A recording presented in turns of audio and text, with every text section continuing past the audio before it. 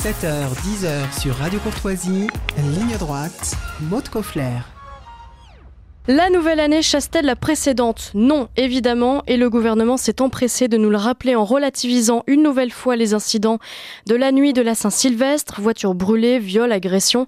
Mais rassurez-vous, le président de la République nous promet un millésime français en 2024, une année de détermination, de choix, de régénération et de fierté, un champ lexical plein d'espérance. Alors pour ses vœux, pas de twerk sur les marches de l'Élysée, pas de roulade dans les jardins du Palais, le président de la République a fait sobre, mais une mise en scène universelle, puisque derrière lui figuraient les drapeaux des pays qui concourront aux Jeux Olympiques l'été prochain. Alors que faut-il retenir de ces vœux ? Quel bilan faut-il dresser de l'année écoulée ? Quels espoirs pour l'année qui commence ? On en parle ce matin avec notre invité Stéphane Ravier. Bonjour monsieur le sénateur. Bonjour Radio Courtoisie. Bonjour chère Maud. Et notre journaliste partenaire Didier Maisto. Bonjour Didier. Bonjour à tous. Stéphane Ravier, vous êtes sénateur des Bouches-du-Rhône, membre du parti Reconquête. Et avant de revenir sur les bonnes résolutions d'Emmanuel Macron, je voudrais d'abord revenir sur un sondage Ipsos très positif vous concernant, puisque 29% des Marseillais sont prêts à vous élire maire de la ville. On sait que vous êtes un politique enraciné, très engagé sur votre territoire. Mais est-ce qu'il vous a quand même surpris, ce chiffre, autant que les observateurs politiques, selon le journal La Provence ? Oui, les observateurs m'avaient déjà enterré, pensant que sans parti puissant, on ne pouvait rien. Il n'en est évidemment pas ainsi.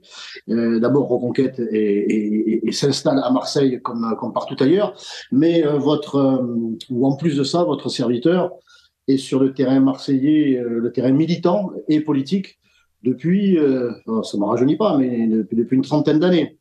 Donc, l'on reconnaît d'abord mon travail personnel. Quand je dis mon, c'est le travail des militants qui sont avec moi, parce que bien sûr, je ne fais et je ne pourrais rien faire tout seul. Mais le fait est, c'est que Stéphane Ravier, on le voit non seulement dans les quartiers nord, on le voit sur l'ensemble de la ville, et puis on le voit avant les élections, pendant les élections et après les élections. Je me déplace partout, je réponds aux appels, j'allais dire de détresse des Marseillais, et dans tous les domaines, pas seulement de l'immigration et de l'insécurité, mais du quotidien des Marseillais. Et j'essaie d'agir dans leur intérêt, dans l'intérêt de Marseille, et c'est une reconnaissance. On parle des élections municipales, 29% des Marseillais estiment que je ferai un bon maire. C'est donc une action locale qui m'est reconnue. Et c'est toute mon projet, ma détermination que de continuer à servir Marseille et à servir les Marseillais. Alors, quels sont les principaux enjeux de Marseille ? On pense forcément à l'insécurité, à l'insalubrité de nombreux immeubles, par exemple, mais au-delà de ce qu'on pense, nous, qu'est-ce qui préoccupe les Marseillais aujourd'hui ? Là, vous parliez, chère Maud, d'un sondage qui me place en 3e position, 29%, derrière le maire Benoît Payan et le macroniste Renaud Muselier, ce qui fait un sondage qui me place en 1re position parmi les personnalités de droite les plus appréciées à Marseille. Moi, je l'assume et je revendique cette qualité, cette étiquette de droite, ces convictions de droite. Mais il y avait un autre sondage paru ce jour-là sur l'insécurité à Marseille. Eh bien, il révélait ce que je dénonce depuis des années, à savoir que 85% des Marseillais se sentent en insécurité dans leur ville. Ah oui. 85%. Alors que Benoît Payan, il y a 2 mois, estimait que Marseille, c'était pas Chicago, qu'il fallait arrêter d'exagérer, de caricaturer, que les Marseillais, lorsqu'ils sortaient de chez eux, ils ne tremblaient pas. Ce à quoi je répondais, non, ils ne tremblent pas parce qu'ils ne sortent plus de chez eux le soir à 19h, il y a le couvre-feu de fête. Et c'est donc la priorité des priorités. Moi, je n'en fais pas l'alpha et l'oméga, l'insécurité ou de la sécurité. Mais j'en fais l'alpha. C'est comme une maison. On ne construit pas une maison sur du sable. On ne construit pas une ville sur le sable de l'insécurité. Les entrepreneurs ne viennent pas s'installer là où il y a des points de deal, où ça rafale et où les gamins sont braqués, les femmes agressées. Et la même chose pour les familles. On ne vient pas s'installer dans des quartiers où il y a des points de deal devant les écoles, où les enfants sont agressés, etc. Donc, faut rétablir l'ordre républicain à Marseille. Il faut que la confiance soit retrouvée pour créer une dynamique, je vais dire, sociale, économique et générale. Donc les priorités, c'est évidemment la sécurité, puis dynamiser, bien sûr, le tissu économique que le maire de Marseille, Benoît Payan, a tout à fait abandonné en 3 ans de mandat. Et puis, il y a, je dirais, la propreté, les transports, l'identité de Marseille qui est de moins en moins marseillaise. Vous nous avez fait le plaisir de diffuser Fernandel, mon Dieu, Fernandel, cette âme provençale et marseillaise et française tend à disparaître. Là encore, avec une volonté acharnée de la mairie de Marseille et de la municipalité emmenée par Benoît Payan et son orchestre d'extrême gauche. On l'a vu à travers cette affaire du château de la Busine, qui est le château de ma mère, de Marcel Pagnol, et qui a été la cible des attaques de la municipalité d'extrême gauche. Donc oui, il y a beaucoup de choses à faire à Marseille, mais la priorité des priorités, c'est évidemment la sécurité. Alors, avant de passer la parole à Didier Maisto, j'aimerais vous faire réagir aux vœux du président de la République, si tant est que vous les ayez regardés, parce que j'ai cru comprendre que vous ne les aviez pas suivis. D'accord. C'est pas moi, en tout cas. Bon alors, parmi les chantiers de la nouvelle année, Emmanuel Macron a évoqué en premier l'école et a promis un réarmement civique, sans entrer dans le détail évidemment. Il a seulement martelé que la France, c'est une culture, une histoire, une langue, des valeurs universelles qui s'apprennent dès le plus jeune âge, c'est joli. Alors, depuis l'arrivée de Gabriel Attal à l'éducation, Stéphane Ravier, le chantier a-t-il avancé selon vous ? Il n'y a qu'à regarder l'état des écoles. Déjà, Emmanuel Macron a découvert l'humidité de l'eau. Ça y est, il a encore changé d'avis. Il a constaté qu'il y avait une culture française, qu'il y avait une histoire. Il y a quelques mois, il affirmait le contraire. Et puis, il y a son nouveau poulain, là, Gabriel Attal, qui... lui, il a quand même des déclarations, des positions qui sont quand même assez radicalement différentes que celles tenues par son prédécesseur. Il a été très ferme, Monsieur Attal, sur l'affaire dite de l'abaya, du port des abayas, vous savez, ce vêtement islamique évident, contesté par l'ancien ministre de l'Éducation. Donc il a été très ferme dans le verbe. Mais ensuite, sur le terrain, c'est au chef d'établissement à se débrouiller. Bon, ça part de là, on va dire. Ça part de là. Il y a une volonté. Faut-il encore qu'il y ait les moyens mis à la disposition des chefs d'établissement et des professeurs pour que ce phénomène-là, comme je n'ai pas entendu par contre le président s'exprimer sur le militantisme LGBTQI+++, le wokisme en général, qui fait des ravages dans notre système scolaire et surtout dans nos chères petites têtes blondes ou brunes, je ne sais pas si on a encore le droit de dire blondes.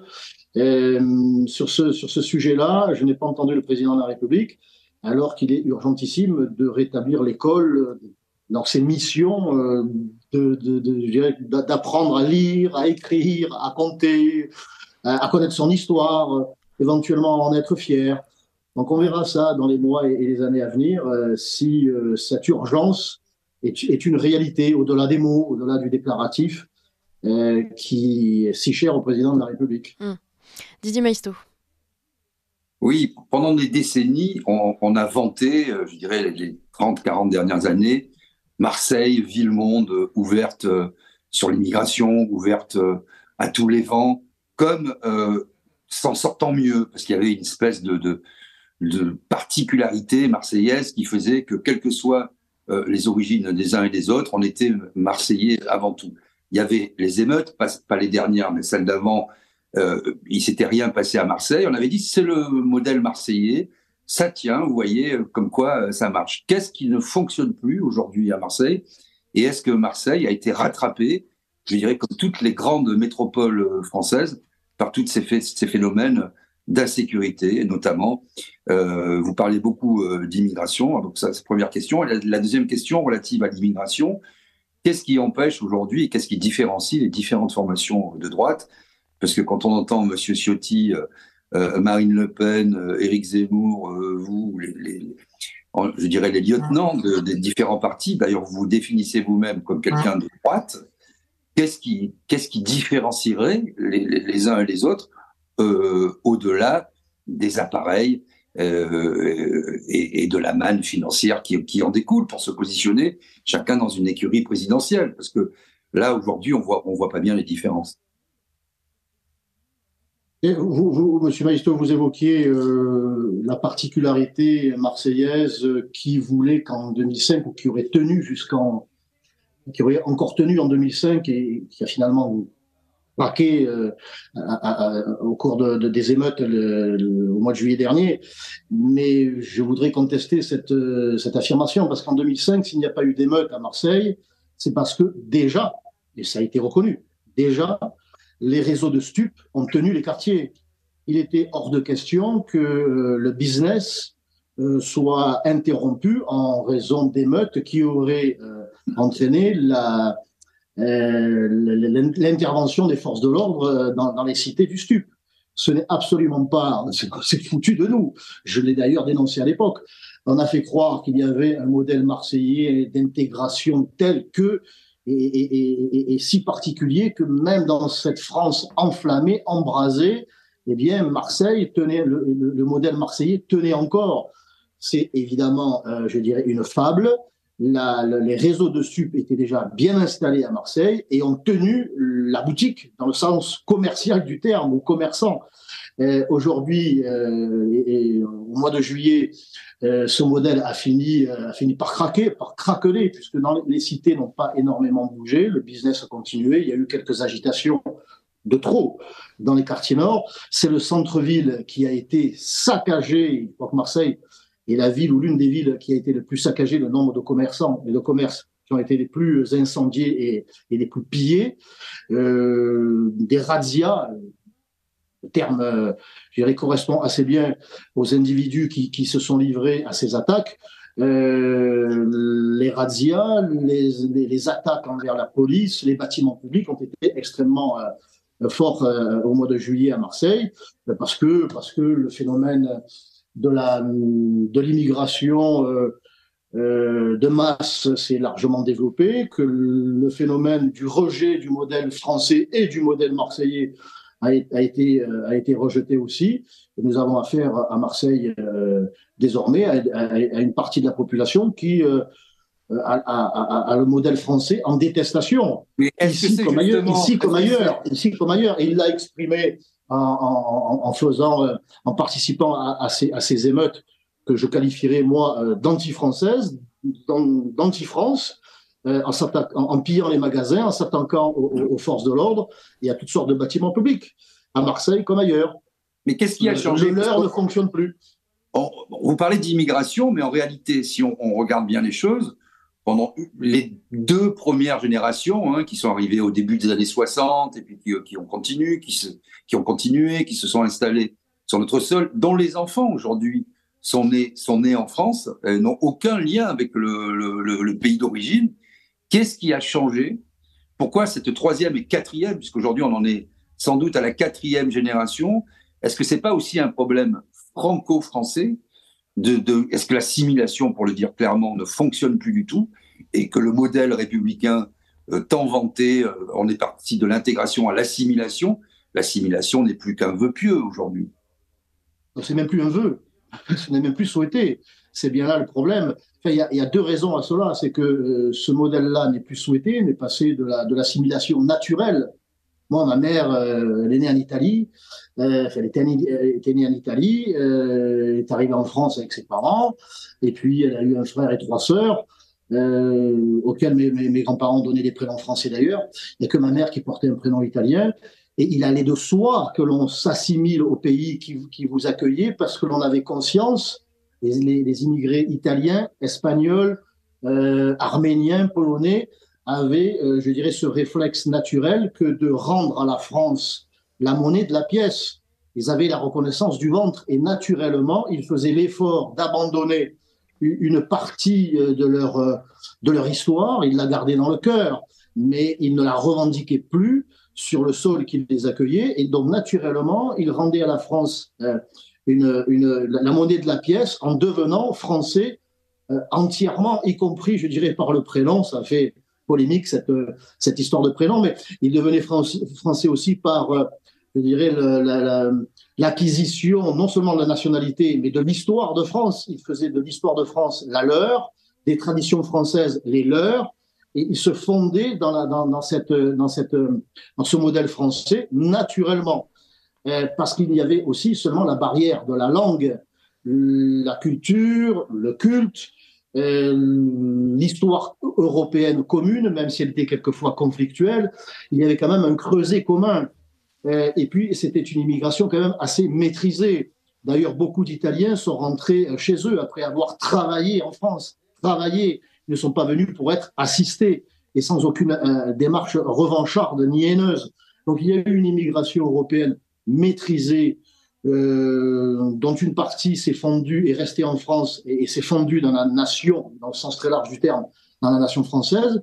Et puis, il y a toujours, et de plus en plus, une immigration, je dirais, non plus horizontale, non plus européenne, mais verticale, c'est-à-dire, pour faire simple, africaine, maghrébine, africaine, subsaharienne, qui, elle, est massive et qui ne peut donc, en raison du nombre, s'assimiler, et qui ne peut d'autant moins qu'on ne leur demande même plus, qu'on leur fait savoir qu'en raison de leurs différences, rappelez ces slogans, hein, nous nous enrichissons de vos différences. Mais on voit ce que ça donne, des différences de civilisation. C'est le chaos.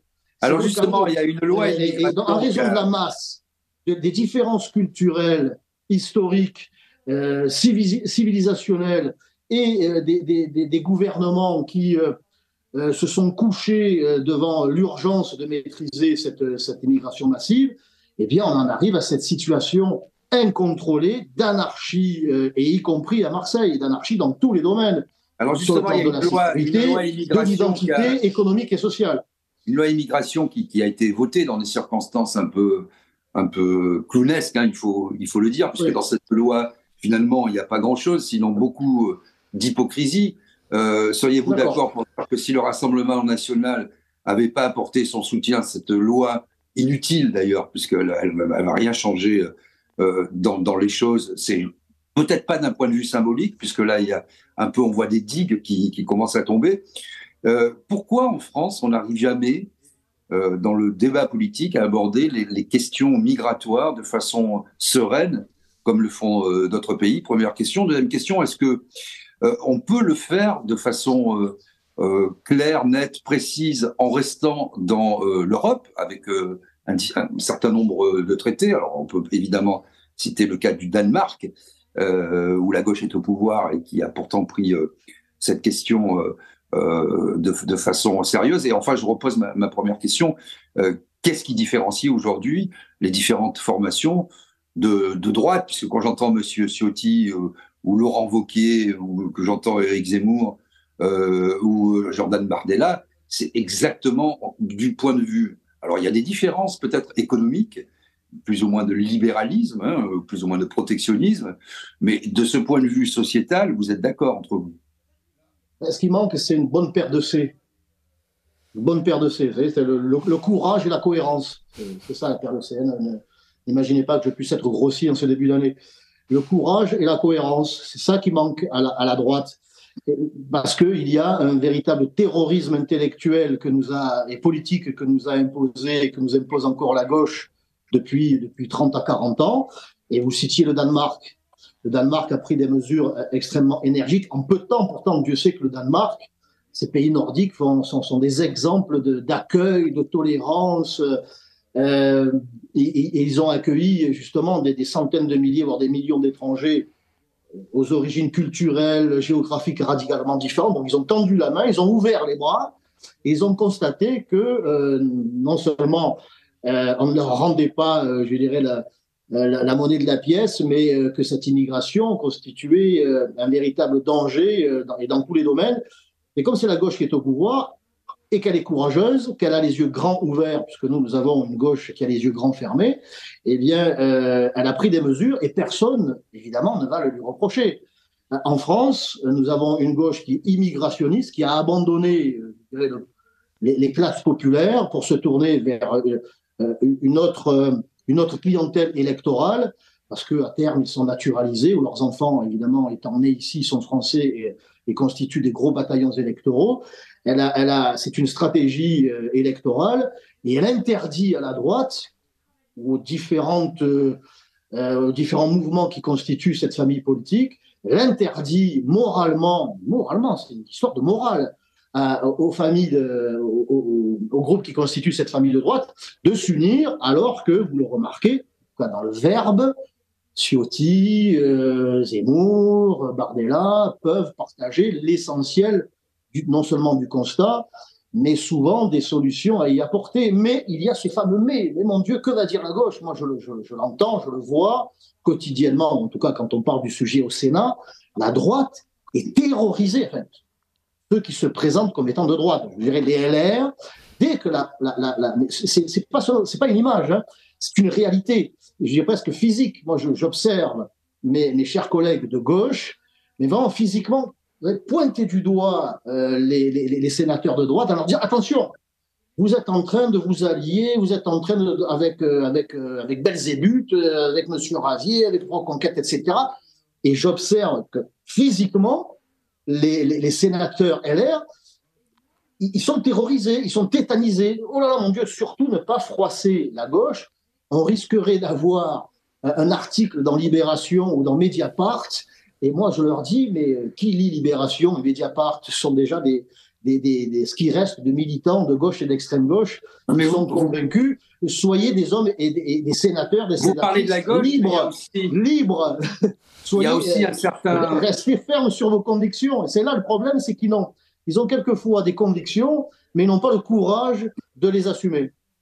Vous parlez de la gauche, mais il y a aussi un certain patronat, notamment le MEDEF, hein, qui fait un constat qui dit qu'il faut faire appel à des populations immigrées, parce qu'on va être notamment dans les métiers en tension, et dans les 10 ans qui viennent, et c'est un discours parfaitement assumé, hein, en tout cas par un patronat qui représente les très grandes entreprises, qui ne sont pas forcément des entreprises d'ailleurs, mais qui sont des multinationales. Est-ce que ce n'est pas une forme d'esclavagisme qui est visée comme ça? Est-ce que ce n'est pas aussi révoltant de tenir ce genre de discours? Parce qu'on pourrait croire que ce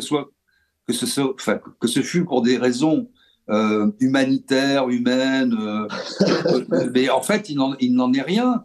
Et donc, est-ce que c'est pas ça un peu les deux bornes de cette politique qui empêchent de regarder les choses clairement, avec humanité, mais aussi avec intelligence, clairvoyance? Parce que, comme je le dis souvent, on n'en est qu'au début des processus migratoires qui sont démographiques, écologiques, politiques, sociaux, économiques. On ne pourra pas arrêter complètement cette vague. Il faut, bien sûr, sans doute aider les pays d'origine, mais ça fait 40 ans qu'on le dit, et ça reste de lettres mortes, hein, ça reste des discours, et on ne peut pas ériger des murs, notamment dans le cadre de l'Union européenne et des différents traités. Donc, est-ce que pas temps de regarder les choses de manière dépassionnée et intelligente? Alors, en 1 minute, parce qu'on a le bulletin d'actualité à 9h. Il y a 2 sortes de patrons. Il y a les patrons qui ont les mains dans le cambouis, ceux qui sont vraiment dans leur entreprise avec leurs employés, et ceux-là qui sont écrasés de charges, et qui souvent, comme les restaurateurs, le BTP, encore que le BTP annonce qu'ils vont supprimer 10 000 emplois cette année, ils nous disent qu'ils ont besoin de l'immigration. Bon, il faut quand même être cohérent. Bon, il y a ceux-là qui sont écrasés de charges et qui, quelquefois, ne trouvent pas de main-d'œuvre parce que les salaires sont trop bas, en raison des charges qui sont trop élevées. Ceux-là, ils voudraient bien embaucher des Français. Ils voudraient bien, mais ils ont du mal à en trouver parce que les salaires sont trop bas. Je crois que les Français souhaitent travailler en obtenant un salaire décent pour pouvoir répondre aux besoins de leur famille. Et donc, ceux-là, il faut les aider en supprimant, ou pas en supprimant, parce qu'on ne pourra pas les supprimer totalement, mais en réduisant les charges. C'est ça qu'ils demandent. Et puis, vous avez une partie des patrons qui, eux, patronnent dans leur couper des réalités. Les patrons, certains patrons du CAC 40, qui, eux, sont toujours dans cette logique de faire venir des nouveaux, je dirais des esclaves, en tout cas, une main-d'œuvre taillable et corvéable à merci qui n'aura aucune revendication salariale, ni syndicale, ni quoi que ce soit. Et ceux-là, ce sont des patrons voyous. Il en existe. Moi, savez, moi, j'appartiens à cette famille politique qui, depuis 30 ans, dénonce cette immigration qui, en réalité, est un outil qui permet à certains de s'enrichir en faisant pression sur les salaires, ce qui empêche donc les Français d'obtenir des salaires décents, et ce qui permet à des patrons d'entreprises politiques d'avoir une nouvelle clientèle électorale, des patrons d'entreprises syndicales d'avoir de nouveaux militants. Alors Stéphane Hervier, je vous interromps. C'est ça la réalité. Il y a deux sortes de patrons. Je crois qu'il ne faut pas tous les mettre dans le même sac. Je vous interromps une minute, on se retrouve juste après le bulletin d'actualité, il est 9h. Ligne droite. Très haut, il y a une place pour nos idées. Vue de haut. Didier Maistre, je vous rends donc la parole. Oui, on parlait de ces deux catégories de patrons. Hein. Effectivement, quand on regarde les choses, il faut toujours rappeler les chiffres, quelques chiffres. 99% des entreprises en France sont des TPE, très petites entreprises, hein, c'est-à-dire de 0 personne, la personne qui s'emploie elle-même à 19, et au-delà des PME. Voilà, c'est l'essentiel des entreprises. Donc les grandes entreprises, c'est 1% des entreprises françaises. Et bien souvent, elles n'ont pas leur siège en France, ce sont des multinationales et les patrons ne sont que des employés, des chefs de service qui font généralement les singes savants devant des actionnaires pour se maintenir, ce qui dépaisse complètement les entreprises françaises. Voilà, ça c'est la réalité et c'est bon toujours de le rappeler. Alors, une question sur cette loi immigration, qui, comme je disais, qui a fait couler beaucoup d'encre, qui a eu des débats passionnés. D'une certaine manière, est-ce que c'est pas, je disais, c'est une victoire pour votre camp symbolique du fait de l'avancée d'une certaine idée de la préférence nationale, puisque le mot a été prononcé, même s'il n'est pas écrit noir sur blanc dans la loi. Est-ce que ce n'est pas ça qui est visé et que finalement, petit à petit, je parlais de digues, toutes ces digues, alors certains diront humaines, idéologiques, d'autres diront médiatiques, d'autres diront insupportables, donc d'autres diront souhaitables pour maintenir une certaine cohésion nationale. Est-ce que c'est pas ces digues qui sont tout simplement en train de céder les unes après les autres? Et est-ce qu'il n'y a pas une victoire là, idéologique j'allais dire de la droite, parce qu'on dit souvent de l'extrême droite, mais en réalité, vous seriez d'accord, je pense, pour dire que la droite et l'extrême droite, c'est la même chose, fondamentalement, et qu'il n'y a pas de différence notable en réalité. Quand on regarde le RPR des années 80 et 90, quand on regarde aujourd'hui les différents programmes, est-ce que ça, c'est pas aussi prendre un peu les Français pour des idiots? D'une certaine manière, la gauche, c'est Mélenchon, hein, puisque c'est le cœur de la gauche. Au milieu, il y a les socialistes. Bon, les socialistes, on ne sait pas trop ce que c'est. Hein. Ils sont un coup à gauche et un coup à droite. C'est surtout des opportunistes. Mais est-ce que là, on n'est pas en train de clarifier les débats à gauche comme à droite? Monsieur Maistre, vous évoquiez le RPR des années 90. La plateforme RPR UDF, à l'occasion des élections législatives de 1986. Alors évidemment, je parle d'un temps que les moins de 50 ans ne peuvent pas connaître. Mode n'était pas né. La proportionnelle à l'époque, en 86. Il y avait la proportionnelle et le Front National de Jean-Marie Le Pen était en pleine expansion. Et pour contrer cette avancée du Front National et de ses idées, cette plateforme avait proposé aux électeurs eh bien des idées, des propositions extrêmement fermes. Et moi, je me souviens que Juppé et toute la bande, eh bien, pour eux, à cette époque, l'islam était incompatible avec la République. L'islam, je ne parle pas d'islamisme. Ça, c'était Juppé, c'était le RPR-UDF de 86. C'était la préférence nationale et pas la priorité nationale. Je vais y revenir. Et voyez à quel point la droite a glissé du côté de la gauche. Et certains sont restés sur ces positions parce qu'il s'agissait non pas de position électorale, mais de conviction. Votre serviteur, par exemple, il est resté sur la préférence nationale et pas sur la priorité nationale. Et donc, l'ensemble de ce qui s'appelait la droite à l'époque à opérer chaque année un peu plus, et assez vite d'ailleurs, parce que dès que cette plateforme a finalement remporté les élections, qu'on a eu Jacques Chirac Premier ministre, eh bien tout ça a été jeté par la fenêtre.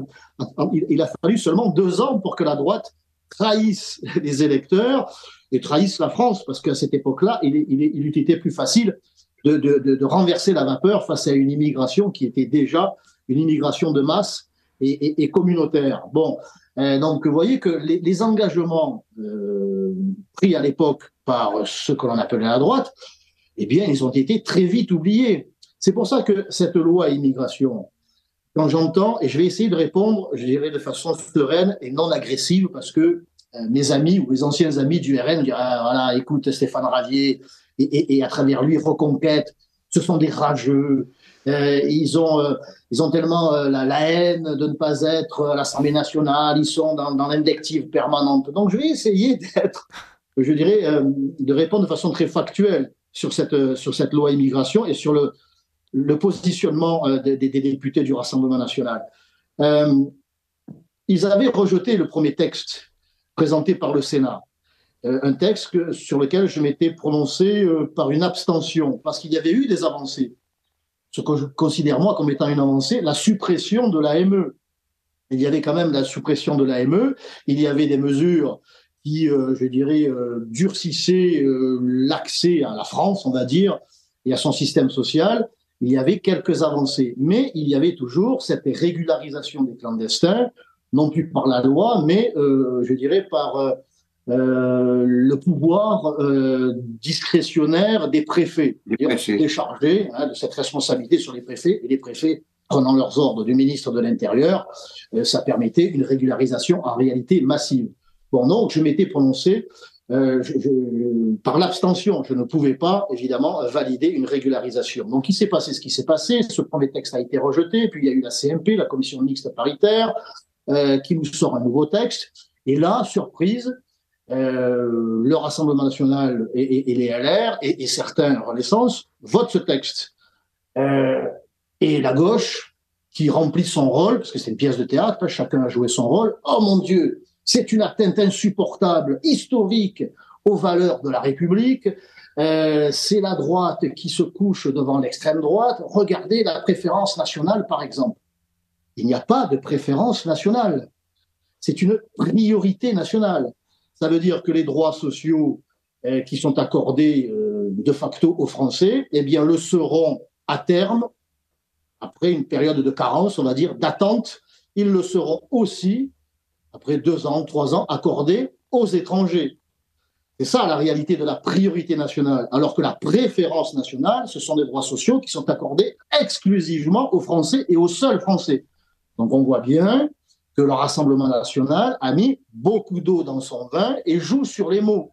Il laisse la gauche en faire des caisses pour faire croire qu'il y a un véritable durcissement.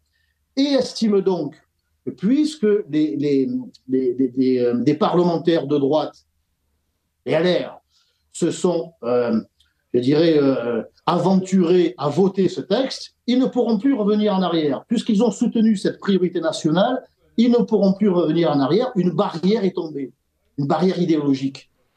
Je pense que c'est faire preuve de naïveté.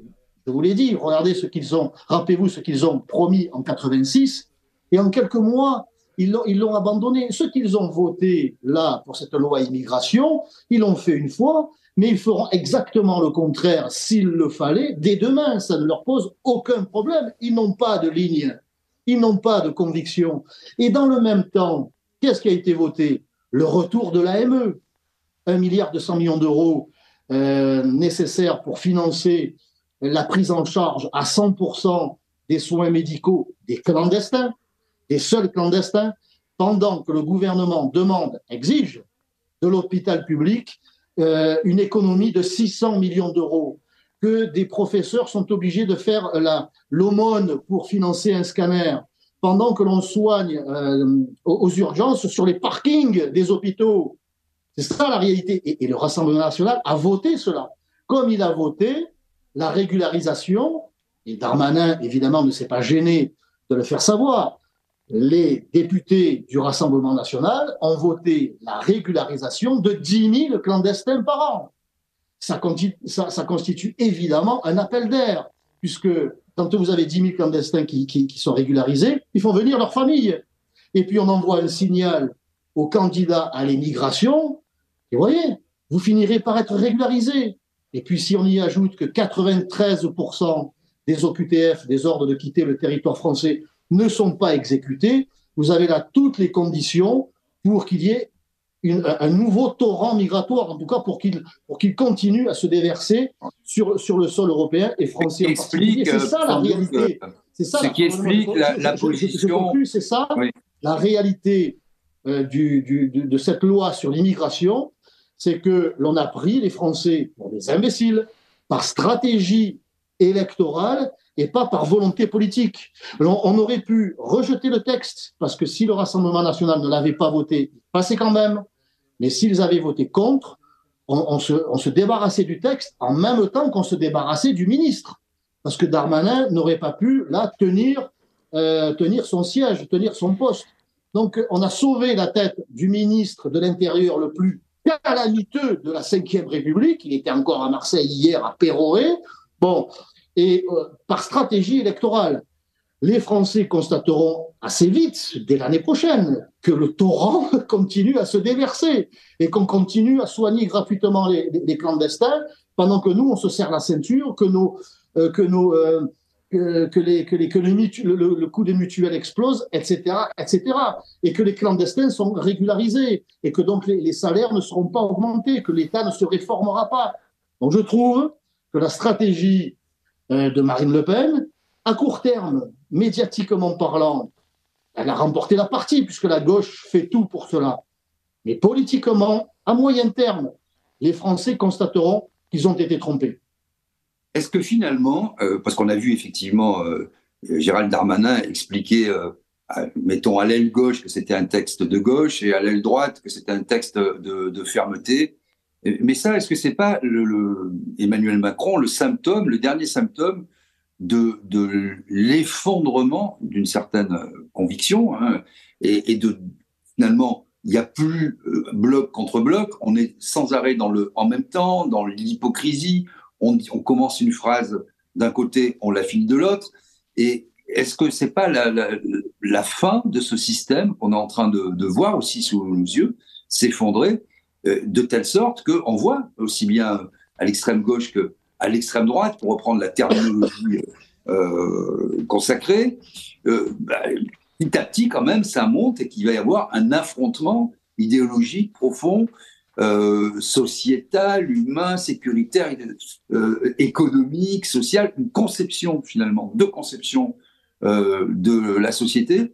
Si je dis ça, est-ce que c'est pas aussi après De Gaulle dont la Ve République était vraiment taillée pour lui, est-ce que ce système n'est pas fini?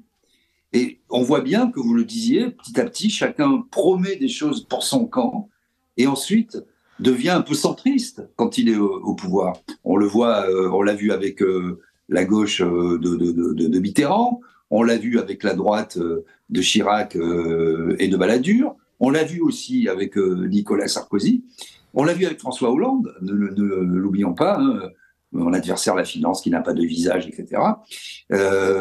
Et petit à petit, on se rend compte que peut-être qu'on ne gagne pas une élection au centre, comme on le dit de façon fausse depuis des années, on ne gagne pas une élection au centre, bien au contraire, mais ensuite, on gouverne au centre et on donne des petits signes aux uns et aux autres pour dire qu'avec nous, rien ne va changer, quel que soit notre camp politique d'origine. Est-ce que c'est pas ça, fondamentalement, le paroxysme auquel nous sommes en train d'assister? Il nous reste que quelques secondes, Stéphane Ravier, donc très rapidement.